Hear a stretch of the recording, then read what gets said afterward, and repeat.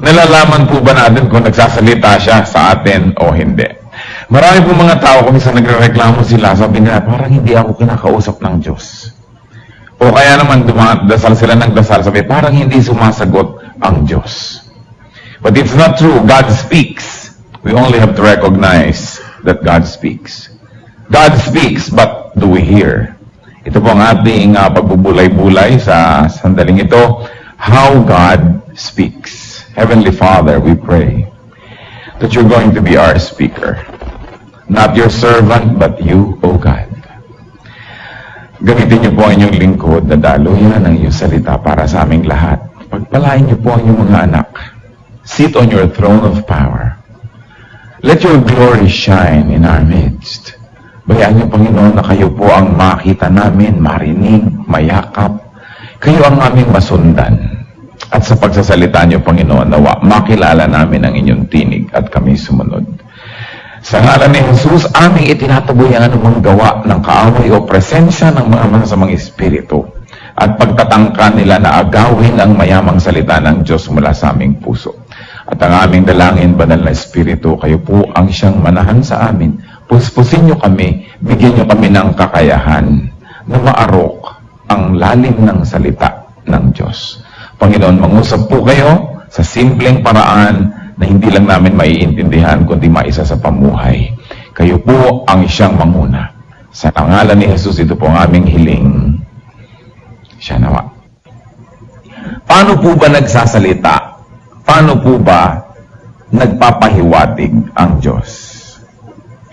Napakaraming paraan. At alam niyo po, ang Bible was written by Asian people, mga taga-silangan na mahilig sa mga talinghaga. Kaya kung minsan nagsasalita na ang Diyos, hindi pa natin maunawaan kasi talinghaga. Lalong-lalo kung masyadong yung mind natin na divorced from Eastern kind of thinking, Eastern frames. Because the Bible is an Eastern literature, it is best understood from an Eastern framework, yung Eastern thought. Kadalasan kasi sa atin, sa mga universities, ang pinag-aaralan, Western thought. May mga 6 units pa yan sa college nung araw, ewan ko lang ngayon. Kaya tuloy, nagiging frame natin Western. Kaya tuloy, kung minsan, hindi natin masyadong lalong mapalalim ang pangunawa sa Biblia, which was an Eastern literature written by Eastern people. Kung tawagin nga ang Jerusalem, di po ba Middle East? So, nasa East talaga, silangan. Nasa Asia. How does God speak? Unang-una, God speaks to His people. Napakahalaga makita natin sa Biblia na kinakausap ng Diyos ang kanyang mga anak. Sabi sa Psalm 32 verse 8, tatagubininan kita at ituturo ko sa iyo ang daang dapat mong lakaran, papayuhan kita at babantayan. Kung sa gayon, ang Diyos ay nagsasalita. Kaya na kuminsan ang salita ng Diyos ay hindi laging verbal. Parang sa inyo ring samahan ng kapwa-tao natin, nakakapag talastasan tayo, we are able to communicate, sometimes not even using words. Kaya kailangan sensitive tayo at magaling makiramdam. Kaya nga, once more going to Eastern culture, na tayo kaya matatalas makiramdam kasi marami tayong non-verbal communication. At marami tayong mga talinghaga, yung mga sinasabing sa kabayo ang hataw sa kalabaw ang latay. Yung pala'y may pinagagalitan hindi naman pala talaga yun ang pinagagalitan at ikaw. Ikaw na may manhid. Wala kang kamalay-malay na hindi pala dapat namang yung pusa ang sinipa o yung lata o yung balde, kundi ikaw. Nararamdaman yun ng taong sensitive. That's why it is important that also, when God speaks, alam natin, kinakausap tayo. Maraming paraan ng pagsasalita ang Panginoon. God speaks to His people, that's important, and God speaks through His Word. Sa pamamagitan ng kanyang salita. Alam na ng Diyos ang lahat. Hindi pa man nangyayari. Ang lahat ng iisipin at itatanong ng tao. At sinagot na niya yan sa Biblia. Akala nung iba, yung Biblia ay ancient literature na hindi na bagay sa makabagong panahon. ang hindi nila masyadong nauunawaan, yan ay sinulat ng Diyos na hindi na ikukulong ng panahon. That God is the same yesterday, today, and tomorrow. Therefore, ang sinabi niya kahapon ay sasabihin niya ngayon, ay sasabihin niya bukas. Ang bawal noon ay bawal ngayon, ay bawal bukas. Ang utos noon ay utos ngayon, ay utos bukas. Liban na lang kung sa panahon ng pagpapahayag ng Diyos sa Biblia mismo, may mga inutos sa Old Testament na iba na sa New. Hindi nagbago ang Diyos, siguro nagbago lang ang kanyang pakikitungo sa tao dahil nagbago yung sitwasyon ng tao. Pero yung kanyang diwa, yung kanyang ideya, yung kanyang kabanalan, hindi yung nagbabago. Kasi sabihin ng iba, masyado ka nung makaluma, nung araw pa yung ganyang bawal-bawal. Hindi ang Diyos makaluma, kasi ang Diyos hindi naluluma. Kaya yung salita niya, universal. Ang hamon sa ating lahat, makita natin yung mga napapanahon at mga makabagong lapat ng mga dating nasabi na. God speaks through His Word. Kuminsan sa pulpit, okay? The Word of God is expounded. Ito ka naman, manhid.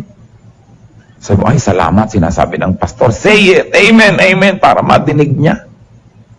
Madalas tayong ganun. Ang dami-daming kumukuha ng ating mga message tapes sa mga bookstores, pumupunta rito sa ating church para kumuha ng mga message tapes kasi kailangan madinig to ng kapatid ko eh. Kasi kailangan marinig to ng asawa ko eh. Kasi kailangan marinig to ng biyanan ko eh. Minsan tinatanong ko, kayo, hindi nyo ba kailangan kayang marinig yan? Baka naman akala lang natin para sa iba yun. Ang dalas ganun sa church ay salamat, ay nandyan siya, salamat, nadidinig niya, mabuti na lang. Akala mo para sa iba ng para sa iba, hindi para sa atin.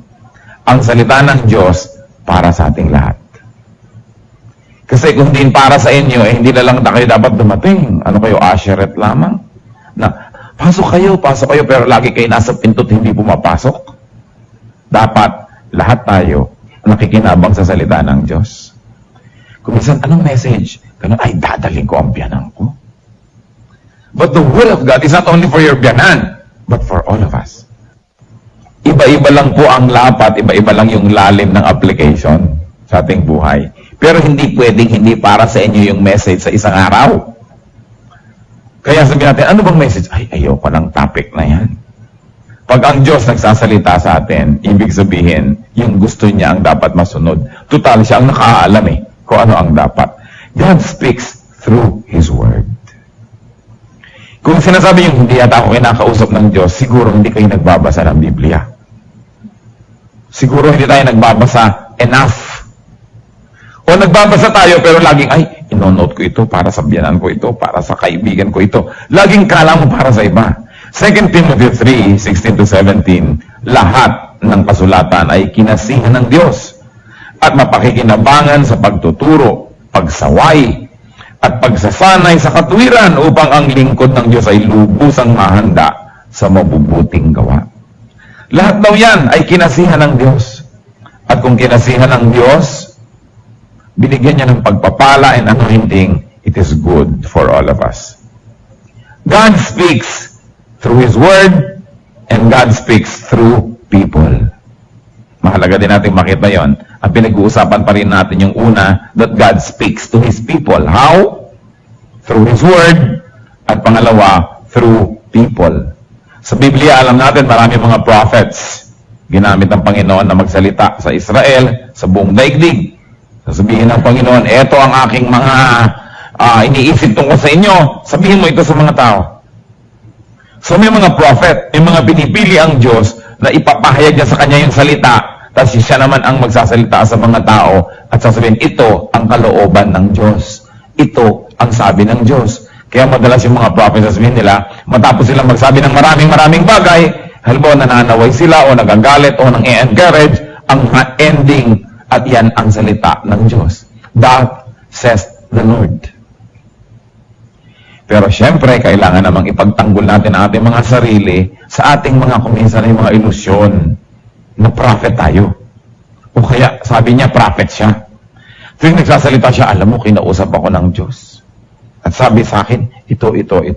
Anong sabi sa Bible? If what a prophet says does not come to pass, he is a false prophet.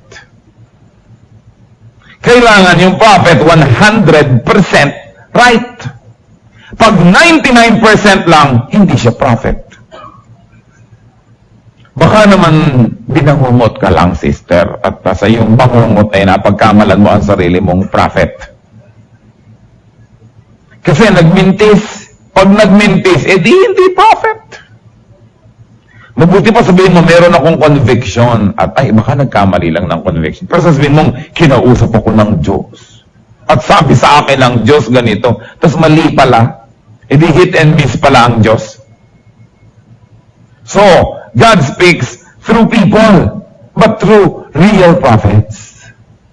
God can speak through His apostles. God can speak through common people. Kaya, you must beware of satanic messengers. Yung mga kung ano na nakausap ang Diyos, may anghel na kumausap sa Kanya, ito ang gawin mo. Maaaring totoo, pero maaari rin hindi totoo. At mas malaki ang posibilidad na baka hindi totoo. Dahil napakarami namang prophet. Titingin sa Israel, kadalasan isa lang yung prophet o meron siyang mga underlings, mga trainees, mga naglilingkod sa kanya. Pero dito naman, kada kanto may prophet. Sobrang dami naman yun. Kung gusto kausapin ng Diyos sa isang bayan, ng isang lahi, ba't naman napakaraming pinadala? Ba't hindi ba kaya ng isa yun? Kaya dapat po tayong mag-ingat kasi marami ngayon ay naaabuso yung office of prophet. May nagte-training pa nga para maging prophet. Nag-training ba yan? Siyempre, tinatawag yan ng Diyos. Di po ba? Although probably the discipline of the office of prophet, may training involved. Pero hindi naman pwedeng tawang tumawag. Umattend ako ng seminar, paglabas ko, prophet na ako. At dahil may diploma na ako, okay, prophet na. Mag-iingat po tayo because in the end times we will be enticed by seductive spirits. Aakitin tayo sa mga kahumahumaling at nakahuhumaling na mga turo. At syempre, kung ako naman ay biglang nasabihin, ikaw, prophet ka na rin. Hindi tuwang-tuwa naman ako, yung pride ko, yung ego ko ay na-touch. Kaya gusto ko rin yun. Kaya maraming mga self-appointed. We should beware. But hindi naman tayo dapat sobrang ingat na nagsasalita na nga ang Diyos sa kanyang duly appointed people, ayaw pa rin natin makinig. Kaya dapat, para natin malaman, hindi ba God speaks through His Word? And then God speaks through people. Para malaman natin kung totoo yung sinasabi ng people, i-validate dun sa Word. Sapagkat hindi pwedeng sinabi ng Panginoon sa Bible na X, tapos sabi ng tao, pinadala ako ng Diyos, Y actually. Di naglalabanan. Espiritu ng Diyos ang nagpasulat ng Biblia, Espiritu ng Diyos ang tumawag doon sa propeta, tapos magkaiba sila ng sinasabi. Sa palagay niyo ba kukontrahin ng Espiritu ang kanyang sarili? Kaya dapat, kung may turo ang prophet, dadalhin mo sa Bible. Ay nako, Mr. Prophet, hindi kanya nasabi ng Bible, kaya umuwi na kayo. Go home and plant some kamote. Para meron naman tayong mailahaga pagdating ng panahon. Ang Biblia po ang pamantayan. Kahit anong pangarap at panaginip ng mga propeta, kaya ang panaginip nila black and white o colored o 3D, pag hindi pumasa sa Biblia, huwag niyo tatanggapin. Kaya God speaks first and foremost through His Word and then through people. God speaks also through events. Sapagkat wala namang hindi nasa ilalim ng kapangyarihan ng Diyos. Ang mga nangyayari o ang mga pinapayagan niyang mangyari, may mga pahiwatig. Kung minsan ang mga events, they confirm our correctness. Events may indicate our error. Ano yon? Pag meron tayong ginagawa, tapos puro nalang trouble ang bunga, hindi siguro yun ang gusto ng Diyos. Dahil alangan namang sabihin ng Diyos, tatawagin ko nga itong maging misyonero. At pag sumunod na siya, hindi ko siya bibigyan ng makikinig sa kanya. Hindi ko siya bibigyan ng support o supporters. Papahirapan ko siya. Magkakasakit siya. Ganito mga mangyayari sa kanya. At buti nga sa kanya. Ganun kaya ang tawag ng Diyos. When God calls, God opens doors. Kaya dapat smooth. Kahit sa ministry, mga kapatid, meron tayong mga ginagawa na pilit, hirap na hirap. Siguro hindi yun ang will ng God. Or will ng God pero wrong timing. Hindi naman kasi kung gusto ng Diyos, ibig sabihin gusto na niya ngayon eh. Baka bukas. Sabi sa Ecclesiastes, for everything there is season, and a time for every matter under heaven. Kaya titingnan po natin yan, sensitive tayo sa events. But, do not forget that Satan is very powerful up to now, kasi hindi pa siya ikinukulong, that he can also engineer and design events to deceive us. Sasabihin sa iyo, ikaw naman babaeng talagang gustong-gusto mo ng mag-asawa. Ang unang dumaan dyan na nakapamulsa, yun ang kalooban ng Diyos sa iyo. Di po ba? May dumang unggoy. Paano ka ngayon? Madalas mangyari yun. Yung bang event, pinapayagan natin na ma-deceive tayo ng ma-deceive. Paano po natin maihihiwalay yung event na galing sa Diyos at yung event na pandaraya? Through spiritual discernment. Kaya mahalaga ang tao lagi nagdarasal. Laging humihingi ng liwanag ng Espiritu sapagkat napakamapandaya ang sanlibutan. Siyempre, sino po ba ang makakadaya? Halimbawa, nakakita ako ng mga, bakit lumaki ang pera? Yung pala nakalagay, play money. Kung hindi nakalagay na play money, baka madaya pati ako. Di po ba? Ano po ba ang nakakadaya? Di ba yung kamuka ng totoo?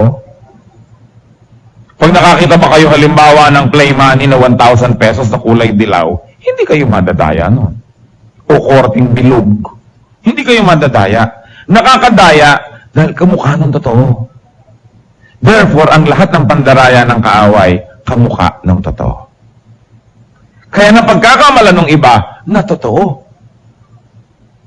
Ano ang protection natin? Una, knowledge. Kung alam natin yung salita ng Diyos, maraming pandaraya, immediately makikilala natin, pandaraya ito. Hindi ganito ang sabi ng ganitong verse eh. Di po ba? Pero hindi lang dunong spiritual discernment. Yun ay gift. Hindi na pag-aaralan, walang training ng school of spiritual discernment. Walang ganon. Kaya kailangan lagi po nating iniaasa sa Diyos, sa Espiritu ng Diyos. Pag gagawa tayo ng desisyon, sino ba? Si Ana, si Fe, o si Maria? Ang aking papakasalan. Pare-pareho ng mga katangian. Discernment ang mahalaga. Lalong-lalo, pag ang lapit-lapit, halos hindi niyo mapag-iba yung dalawa. Ano ba? Magpupunta ba ako sa Palawan o sa Mindoro? Magmi-missionary ba ako sa Africa o sa Australia? Magkakamukha halos ang hirap makilala kung alin ang alin. Kaya kailangan po natin discernment. God speaks through events. At ano pa po?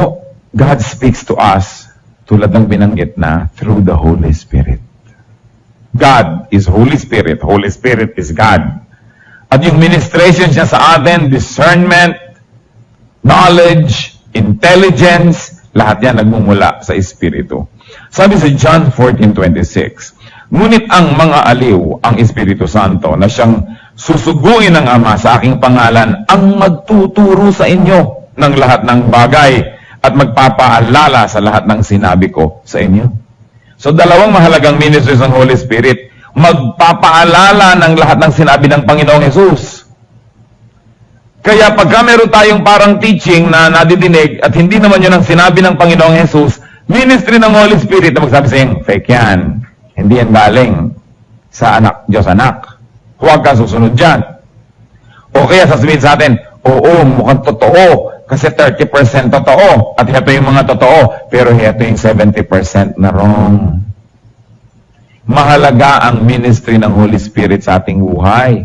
We should pray that the Holy Spirit will always be with us. You speak with the Spirit. You fellowship with the Holy Spirit. Ang dami-dami nating sayang na nagagawa dahil mali eh. Kasi kulang ng guidance ng Holy Spirit. Pagkatapos pangalawang ginagawa, anong gagawin? Ituturo sa inyo ang lahat ng bagay. Gaano karaming bagay? Lahat. So, anong kurso ang pag-aaralan ko? Ako estudyante, itinuturo yan ng Holy Spirit. Saan ako magpapatayo ng bahay? Kukuha ba ako ng loan o hindi? Sabi, lahat. Nagdadrive ako, anong ruta ba ang dadanan ko dito o doon? Lahat ng bagay. Ganun kahalaga. Saan ko ba ipapasok na eskwela ang aking mga anak? Lahat ng bagay itinuturo ng Espiritu. Kaya sobrang napagpapala yung taong pirming bukas ang kanyang tainga at mata sa udyok, sa bulong ng Espiritu. Kadalasan naman po ang Espiritu kumangusap ay pabulong. Tapos si Satan, pasigaw, ang lakas. Siya ang nakakakuha ng atensyon natin madalas. Kaya kailangan pag-iingat. Sa Acts 16, 6-7, hindi ipinahintulot ng Espiritu Santo na ipangaral ang salita sa lalawigan ng Asya. Kaya ang pinuntahan ni na Pablo at mga kasama ay ang buong lupain ng Phrygia at Galatia. Pagdating nila sa hangganan ng Mysia, tinangka nilang pumasok sa Bithynia, ngunit ayaw silang payagan ng Espiritu ni Jesus. Nakita niyo itong intriguing verse na ito? Hindi po ba ang sabi sa atin, and you will preach the gospel in all of Jerusalem, in Judea, in Samaria, and to the ends of the earth. Pagkatapos, eto ka, preacher. Sabi mo, kahit saan dapat ako mag-preach, kahit kailan dapat ako mag-preach, kahit sinong kaharap dapat ako mag-preach. Pero ang sabi dito sa Acts 16, 6-7, at hindi kami pinayagan ng Espiritu na mangaral dun sa lugar na yon. Pupunta na nga kami dito, sabi pa ng Espiritu, hindi dyan. Ibig sabihin, hindi ko mo preaching 24 hours a day, kahit kanino, kahit saan, kahit kailan, Spirit-led. Kaya maraming ang mga tao, walang tigil ng copy-preach in terms of quantity, pero in terms of quality, wala namang nadadala sa Panginoon. Kasi hindi Spirit-led. Meron nga ako isang kausap Nabalitaan niya na meron akong nakasamang isang tao sa isang proyekto na ilang oras ko lang namang nakasama. At ang busy-busy, ang dami-daming nangyayari. Tanong agad sa akin, na-evangelize mo ba? Alam nga ang busy-busy niya, bigla mo pigil, repent. Siyempre, may timing din yan. Ngayon, baka naman magtago kayo dun sa talagang tinatawag na kayo ng Espiritu. Akala nyo pa timing. Saka na. Dapat Spirit-led. May mga tao na sobra yung fervor nila for the gospel, kahit sa pinakawalang timing na paraan, sige nang sige. Hindi naman declare lang tayo ng declare, dapat meron din tayong bunga. Like, hindi ka naman tanim lang ng tanim, di po ba? Hindi ka naman magtatanim kung tagaraw. Kung wala sa panahon din yun, tinitingnan mo rin yung timing. Nagmamadali yung tao, hindi mo na payagan na magkaroon ng oras sa kanyang gagawin, maiinis lang. Pwedeng marinig yung salita, pero hindi tatanggapin. At sa susunod, iiwasan ka na. Di lalong napatagal, di po ba? Pero hindi naman ibig sabihin, i-delay natin yan ng i-delay. But what we're talking about is Spirit-led ang ginagawa.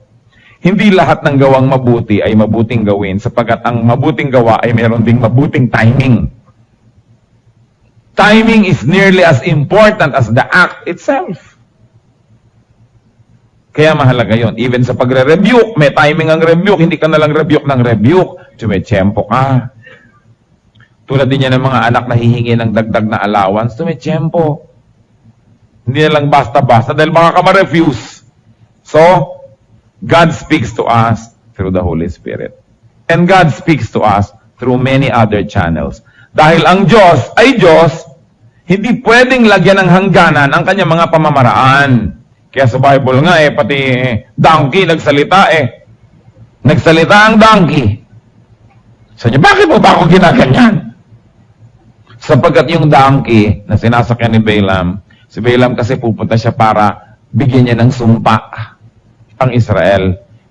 Hindi naman yun ang mandate niya. Ang mandate niya i-bless ang Israel. May magbabayad sa kanya na kalaban ng Israel. Babayaran kitang malaki, pronounce a curse on Israel. So sumakay ngayon itong Balaam na to sa kanyang donkey at patungo na siya dun sa magbabayad sa kanya. Mabuti pa yung donkey at nakita niya yung anghel na humaharang sa kanila na may dalang espada at tatagain sila kung sila'y magpipilit na dumaan. At yung donkey, gumilid-gilid, naipit tuloy ang paa nitong nakasakay dahil tumama sa bato.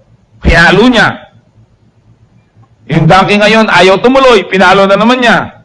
Hanggang finally, yung donkey naupo na lang. At nung pinapalo niya, sabi ng donkey, bakit mo ba ako pinapalo? At pagkatapos, nung kinausap siya ng donkey na gano'n, nabuksan ang kanyang mata. Nakita niya na may anghel na may tabak.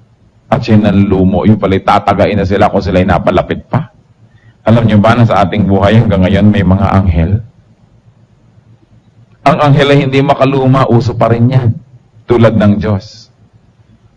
At merong kumisang mga donkey sa ating buhay na parang pumipigil sa ating mga balak at tayo pa hinagagalit. Pero yun pala kung hindi dahil sa pagpigil nila at sila'y nagagamit ng Espiritu upang ipahayag sa kanila ang kalooban ng Diyos na pigilin tayo galit pa. At madalas ganyan yung mga magulang. Tingin ng mga anak sa kanilang mga magulang, mga mini, antichrist. Na, ang nanay ko naman, lagi nila ako binibigay, lagi nila ako sinasaway, lagi nila ako pinagsasabihan. Yun pala inire-reveal ng Lord. Kasi alam nyo, ang mga magulang, human parents, representatives yan ng Diyos sa ating buhay. Of course, they are not 100% right, they are not 100% holy, but when they exercise parental authority, that is delegated authority coming from God. At subukan yung huwag sundin at nakita nyo naman, we are surrounded by a great cloud of witnesses, by so many people na hindi sumunod sa magulang. Ano nangyari? Ano ang nangyari? Kaya nakikita natin yon. Para rin yun.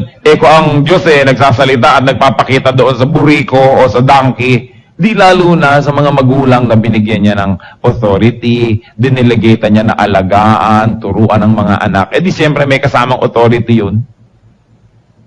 Pero akala mo naman, nagagalit ka pa pag pinipigil. Ganon din yung donkey. Pero alam niyo, mabuti pa yung hayop, nakakita ng anghel. Yung tao who was supposedly a prophet, was so blind because he was blinded by greed. He was blinded by selfishness. Alam niyo po, isa sa mga pinakamalaking kalaban ng ating espiritualidad, yung gusto nating gawin. Oras na naisipan nating ito ang gusto kong gawin. At talagang solid na yung desisyon natin at talagang gustong-gusto natin yon, kadalasan nagiging tayong bulag. Tatapakan ng lahat, gagawin ng lahat, susunugin ng lahat, puputulin ng lahat, matupad lang yung gusto. Kaya mga kapatid, pakaingatan ninyo ang inyong mga gustong gawin. Treat your very strong desires with suspicion. Sapagkat madalas, yung ating mga adhikain ang ginagamit ni Satanas para tayo bulagin. Nakita nyo, kahit sa pag-ibig, pag sobra nang na-in-love, hahamakin ang lahat, masunod ka lamang. Kung ano-ano na nangyayari. O gustong-gustong magkabahay. Kaya kahit ano nang gawin, makipagkagalit sa kapatid, makipagagawa ng mana, wala, hahamakin ang lahat, magkabahay lang. Merong gustong makapag-aral, makatapos, talagang kahit ano, kung minsan may ipinagbibili na ang katawan para na lang makapag-ganito at magawa yung gusto niya at magka-diploma. Hindi naman masama na makatapos, pero masama naman yata itinda mo ang iyong sarili para ka na lang makatapos. Pero gustong-gusto kasi. Kaya mga kapatid, tatandaan natin ito. Anything na gustong-gusto mo, pwede yan na maging entry point ni Satan para tayo linlangin. Tao rin yun. Gustong-gusto ko itong taong to. In love ako. Gustong-gusto ko itong alahas na ito. Gustong-gusto ko yung negosyong yun. Gustong-gusto ko itong bagay na ito. Papasok ang deception. Parang si Eve, titingin-tingin sa prutas, gustong-gusto niya. Kaya may nagsalita rin dito. Ahas. Pero ang nagpasalita naman sa kanya si Satan, hindi ang Diyos. Kaya kita ninyo, hindi ko man nagsasalitang hayop galing sa Diyos. May deception. Beware of your desires. your strong desires. The stronger the desire is, the weaker we get. Kasi nagiging sunod-sunuran tayo dun sa ating kagustuhan. So, God speaks through many, many other channels. And now, number 2, God speaks with His people. Hindi lang siya nagsasalita sa atin, siya nakikipag-usap. Sabi sa 1 John 1:3, ipinahayag nga namin sa inyo ang nakita namin at narinig upang magkaroon kayo ng pakikisama sa amin. Ang pakikisama namin ay sama at sa kanyang anak na si Jesucristo. In other words, there is pakikisama. Sa pakikisama, two-way traffic. God speaks, but we can also speak to God and vice versa. God speaks with us through our fellowship with Him. Sa pakikisama natin sa Diyos, nakakausap niya tayo. Kung minsan may tao na iinis ka, pero minsan nakasama mo lang mag-outing, mag-picnic, hindi ka na nainis. Yung pala, kasi nakasama mo eh. Kaya lang napaka-limited ng aming pagkikita, laging sa ganitong sitwasyon, laging sa trabaho lang, kaya akala ko ganun siya. Pero nung makita ko yung ibang aspect ng kanyang pagkatao, nabigyan ko na ma-appreciate. Kasi fellowship is important. And you know, for us to know God and appreciate Him, we've got to fellowship with Him. Napakahalagang aspeto ng pakikipag-usap natin sa Diyos at pakikipag-usap niya sa atin, yung fellowship. And that fellowship is prayer, devotion, quiet time. Yung tayo ay nakikipagniig sa Diyos. Wala pa akong taong nakita na gumawa ng malalaking error sa buhay na mayroong regular devotions. Yung patuloy na quiet time, araw-araw, pakikipagniig sa Diyos, pananalangin, pagbabasa ng Biblia, pagbubulay-bulay. Wala pa akong nakitang ganung tao na ang mga error ang dadami, sunod-sunod at ang lalaki. Paminsan-minsan, nagkaka-error. Pero yung devotion natin sa Diyos, napakahalaga. Akala nung iba, ang mahalaga lang talaga yung, let's say ito, public worship. It's important. Gumigising tayo ng maaga, kahit tayo puyat, maliligo ka, magbabiyahe ka ng malayo para makata ng public worship. Pero saan ka? All throughout the week, handle lang yung Biblia, hindi maabot. Mauupo lang ng sandali o luluhod o tatayo o whatever para magdasal, hindi magawa. Pero pag Sunday, kayang magbiyahe ng 1 oras to church, umupo ng 2 oras sa church at magbiyahe uli ng 1 oras pabalik. Pero yung araw-araw, 15 minutes, 20 minutes, hindi mabigyan. Mahalaga yun.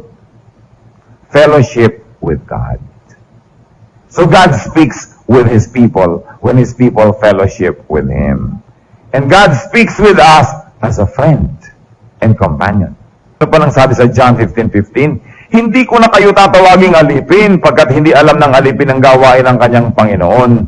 Sa halip, tinawag ko kayong mga kaibigan sapagkat lahat ng nalalaman ko mula sa Ama ay ipinaalam ko sa inyo. Anong ibig sabihin na nagsasalita ang Diyos sa atin bilang kaibigan? Nagsasalita siya out of love. Di ba pag may kaibigan kayo, nakabukas ang zipper ng inyong kumpare, lalapit ka. Pare, bukas ang zipper mo. Kasi kaibigan kay, concerned ka. Kung hindi mo yan kaibigan na matalik, ano, sasabihin ko kaya o hindi, huwag na lang. Makakahiya eh. Pero dahil kaibigan kita, sabi ko, alam mo, ano, sister, ang baho naman ang hininga mo. Nagsipilyo ka ba? Kaibigan kita, hindi siyempre sasabihin ko sa'yo. Pinag-uusapan ka na ng lahat, pati lamok na lumilipad, pag nahingahan mo, lumalaglag sa sahig. Alam nga namang hindi ko sabihin sa iyo, kaibigan kita. Kaya ganun makipag-usap ang Diyos. Sinasabi niya ang totoo. Masakit, pero dapat malaman. Di po ba? Napakahalaga. Kasi kung hindi mo naman kaibigan, nangingimi ka, ayoko, baka magalit pa yan. Pero yung tunay na kaibigan, sa magalit ka't hindi, sasabihin ko sa iyo na hindi bagay ang hairstyle mo, tigilan mo ang iyong kabuhungan na yan. Di ba? Pinag-uusapan ka na ng lahat. Pero pag hindi mo kaibigan, okay ba ang buhok ko? Okay. Pagtalikod mo, Alam natin yung ganun. Ang Diyos nangungusap bilang kaibigan. Ang kaibigan nagdi-disagree kasi yan ang tamang gawin. Kasi kung hindi kita kaibigan, agree na lang ako ng agree para gusto mo ako. Siguro meron akong gustong makuha sa'yo, kaya oo ko ng oo kahit ka mapahamak para makuha ko yung gusto ko. Pero kung kaibigan kita, kung sinasabi mo ikabaliwan, sasabihin ko ikabaliwan yan, tumigil ka. Kahit ka pa magalit sa akin, hindi mo ako pautangin, hindi mo ako regaluhan, pero dahil kaibigan mo ako, sasabihin ko yan. That's how God speaks. Kaya huwag niyong pinipili ang papakinggan sa salita ng Diyos. Ayoko nang sabi ng Diyos na yan, ayoko niyan, hindi kayo susundin. Ito lang ang susundin ko, ito ayaw ko. Hindi pwedeng ganun. Nagsasalita siya para sa ating kabutihan. At mas ayaw nating sundin, mas dapat nating itanong sa sarili natin, bakit ko ayaw? Kaya napakahalaga, God speaks as a friend. And as a friend, God is frank. But God is also loving. Kaya mahalaga yon. So God speaks with us through His people and through other people. Kaya napakahalaga na nakikinig din tayo sa iba. Kahit hindi mananampalataya nagagamit ng Panginoon na magsalita sa atin, kung yun ngang hayop na gamit, tao pa ba? Kaya makikinig din tayo. Kung minsan kinikriticize tayo ng iba, mga hindi sila mga kapareho natin, halimbawa sa ating religion, ayaw na natin makinig. Pero for all you know, meron silang point. And most of the time, what non-born-again Christians say about born-again Christians, most of the time, what they say is true. Napaka-judgmental ng mga yan. Ang yayabang naman ng mga yan. Ganito at ganun. Kadalasan totoo, hindi na lang natin nahalata. Kaya tuloy ayaw makinig sa atin ang mga tao. So God speaks through people. How should we react when God speaks? Nagsalita sa Biblia, nagsalita sa mga propeta, nagsalita sa mga teacher, mga singer, nagmi-minister sa atin, nagsalita sa pamamagitan ng mga events, sa pamamagitan ng mga hayop, sa mga kalaban natin, nagsalita rin, sa mga unbelievers, nagsalita rin. Anong dapat nating reaction? Unang-una, be thankful. Salamat at kinakausap ako ng Diyos. Kung hindi niya ako kinakausap, yun ang dapat ako malungkot. Kaya kung kinausap ako, pinagalitan ako o pinuri ako, salamat. Kaya kahit sa Word of God, spoken through teachers, through the Bible study, through the pulpit, natamaan kayo ng husto, kayo dugu-duguan, bugbog-bugbog, pasa-pasa, nalalabas sa pintuan na yan. Salamat at binugbog ako ng Diyos. Kasi para mga anak na gumagawa ng mali, hindi pinapalo. Di ba mga magulang pagkapalo sa anak, o ba't ka pinalo? Sabi ng bata, kasi love. Totoo yun. Kasi kung hindi mo mahal yung bata, anak ng kapitbahay, hayaan mo nga siyang tumulay sa mga live wire ng Meralco, ano nga ba? Pero kung anak ko yan, papaluin ko yan at sasaktan ko yung palo na yan ang matandaan niya at na huwag na niyang gawing uli. Buti brown out nang tumulay siya. Kung hindi po ba? Pinapalo ka dahil mahal ka Kaya kung nakarinig tayo ng salita, talaga ang sakit. Ako yata pinaparing ka ng pastor na ito May mga ganun nagsabi kaya sa kanya. Sabi mo sa kanya, sinabi mo sa kanya? Bakit ako ang tinutukoy niyan? Hindi po ganun yon. The Holy Spirit does it. Alam nyo, pag tinamaan kayo ng salita ng Diyos, napaka-special nyo naman para yung iba, 300 people, yung 299, props, kayo lang pala gustong kausapin ng pastor. Sarili nyo na lang kayong kausapin, di po ba? Pag tinamaan kayo, hindi kayo pinatatamaan, ang Spirit nagsasalita sa inyo. Kaya, salamat. Biruin mo, ako isang tao lamang na nagkakamali pag uubusan ng Espiritu ng Diyos ng oras na kausapin, salamat. Sabi nga sa Bible, you must be thankful. A wise man is thankful when he is rebuked.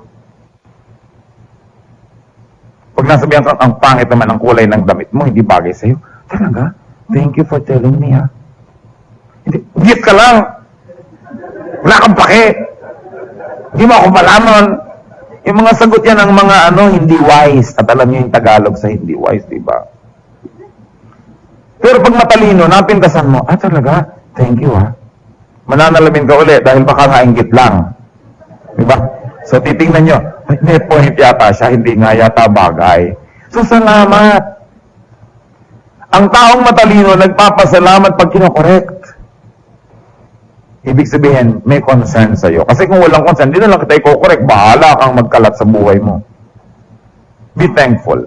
Another reaction dapat, when God speaks, really listen. Makinig ng mabuti. Sabi sa 1 Samuel 3:10, lumapit ang Panginoon at tumayo roon. Tulad noong una, tinawag niya siya, Samuel, Samuel. Ibig sabihin hanggang ngayon, tumatawag ang Diyos. Tumatawag. Konti lang kasi lumilingon. Konti nakikinig. Pero tumatawag pa rin siya. At ano pa pong gagawin natin pag may narinig tayong salita ng Diyos, we process the Word of God. We filter through Scripture. Kasi baka nga panaginip lang, baka hindi ka lang naligo, kaya akala mo prophet ka. Binangungot ka lang, kaya akala mo ganito ang leading. So, ipagdarasal, pag lilimi-limiin, at isusukat sa Biblia kung nakahulma, kung kasya, kung lusot. Pag hindi, ay nako, imahinasyon ko lang.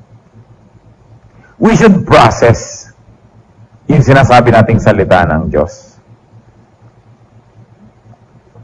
At ang processing na binabanggit ko po mga kapatid, processing sa salita ng Diyos, hindi dun lamang sa traditional interpretation of the Word of God. Because there are times when what we are being fed with, when what we hear and what we think is the Word of God is not the Word of God, but other people's interpretation of the Word of God. At maging sa mga traditional, evangelical, Protestant, whatever churches, kailangan patuloy pa rin tayong nagbabantay. Baka naman itong stand ng aming congregation, baka naman itong stand ng aming local church tungkol sa ganitong teaching ay interpretation lamang at hindi talaga ito yung scripture itself. Pwedeng mangyari yun eh. Katulad nga ng lagi ko pong binabanggit pag marami akong kausap ng mga kapwa natin pastor at napag-uusapan yung statement of faith ng church. Tayan ko minsan yung board, nagkakalaban-laban, nagkakahati-hati yung church dahil dun sa isang provision ng statement of faith. Ang lagi ko pong ipinaalala, the statement of faith is not the Bible. It is only our interpretation of the Bible. So our interpretation may be correct, but it can also be wrong. Kaya kung hindi ko mo nakalagay sa statement of faith, susundin mo na 100% and blindly as if it were the Bible itself. Kasi may mga taong nag-meeting, hoy, gumawa tayo ng statement of faith. O ano bang attitude natin tungkol sa baptism? Ano bang attitude natin tungkol sa ganito, tungkol sa ganon? O sige, gagawa tayo. Sa amin, ang baptism kailangan lamang para totoong-totoo, tagos hanggang ugat, iniksyon. Tapos hahanap sila ng mga verses para supportan yon. O next, anong attitude natin sa Lord's Supper? Sa Lord's Supper, ang tama lamang dapat nating kainin ay puto bongbong. Nakalagay doon. So, teka ba, baka interpretation naman ito. Eto ka ngayon, 3-4 generations later, eto na, naka-carve in stone ang statement of faith. Nakatali ka na, yun na ang sinusunod mo. Yung pala, tao lang ang gumawa nun eh. Di po ba? Hindi ko naman sinasabi ngayon na huwag yung sundin na inyong mga statements of faith. Pero hindi common statement of faith to be treated as the Bible itself. Dapat i-review. Baka naman yung mga matatanda na gumawa nito noon, with all their best intentions, merong limited scholarship nung panahon na ginawa nila. Di po ba? Kaya review. Process. At pag na-process na natin, umasa na sa salaan ng scripture, na ipanalangin na there's only one real, correct reaction left. Obey. Obey the Word of God. When God speaks, He speaks to be obeyed. Marami kasing magulang, sabi sa bata, huwag mong hipuin yan. Pero hinihipo. Huwag mong hipuin yan. Hinipo pa rin. Batang ito, napakapilyo. Bakit pa kayo nagbawal kung hindi kayo susundin? Ngayon, hindi naman pala kayo seryoso, pwede naman pala kayong hindi sundin, huwag nyo nalang ipagbawal. Pero pag ipinagbawal nyo, magpalit na kayo ng pangalan, dapat kayo masunod. Ngayon, kung hindi kayo willing makipagpalit ng pangalan, hindi kayo willing to go all the way to implement your rules, don't make the rules. Rules are meant to be obeyed. Kaya nga dapat sa pamilya, sa church, kahit saan, konti lang yung rules. Para hindi naman kahit saan katumingin, hindi na pwede lahat. Para naman makagalaw ang mga tao, pero yung mga bawal, kahit anong mangyari, bawal yun. Ganon din ang salita ng Diyos. Di po ba? God speaks to be obeyed. Hindi pwedeng sabihin ng Diyos, huwag kang mangalo niya. Nangalo niya ka. Huwag kang mangalo niya. Nangalo niya pa rin. Napakapilyo naman ng batang ito. Bahala ka na nga. Hindi dapat ganon. Di po ba? Kaya kung sisibating kita ng kidlat, dahil di ka sumunod eh. Dapat ganon. So, God speaks to be obeyed. Kaya mga kapatid, pag nagsalita sa inyong Diyos through a Bible study, through a message, through a song, nakuha niyo yung message, sundin niyo. Dapat sundin. Ano po ang sabi sa Proverbs 29:1? Ang nananatiling matigas ang ulo, matapos ang maraming saway, ay di magtatagal at pagkawasak niya ang daratal. Sabi sa English version, sa NIV, he who remains stiff-necked after many rebukes will be broken beyond repair. Tandaan nyo yan, Proverbs 29:1. Sinasaway ka, hindi ka nakinig. Sinaway ka uli ilang beses, hindi ka nakinig. Ang kasunod, you will be destroyed beyond repair. Bible lang may sabi niya. Hindi sasabihin ng Diyos na napakapilyo, bahala ka lang nga. Hindi ganon. He who remains stiff-necked after many rebukes will be destroyed beyond repair. So all in all, brothers and sisters, God speaks to His people. God speaks with His people. God speaks through His people. Beware of satanic deceptions. And when God speaks, His people should be thankful, should listen, should process, and then obey. Listen, and listen well. And listen in order to obey. Ang sabi sa Matthew 4:4, sabi ng Panginoong Hesus, nasusulat, hindi lamang sa tinapay na bubuhay ang tao, kundi sa bawat salitang lumalabas sa bibig ng Diyos. Yun ang tunay na buhay, tunay na pinanggagalingan ng tunay na buhay ang salita na lumalabas sa bibig ng Diyos. Man lives